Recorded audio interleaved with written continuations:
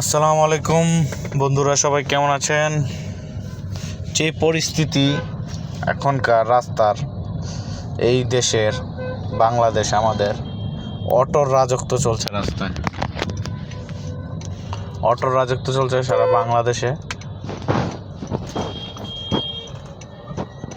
দেখুন অবস্থা, রাস্তার পরিস্থিতি। অটোর রাজত্ব চলছে সারা বাংলাদেশে। এই হলো পরিস্থিতি দেশের, যা অকল্পনীয়। যাচ্ছিলাম বাসার দিকে, 5 মিনিটের রাস্তা, আধা ঘন্টা ধরে অটোর পিছনে জ্যাম ঠেললাম।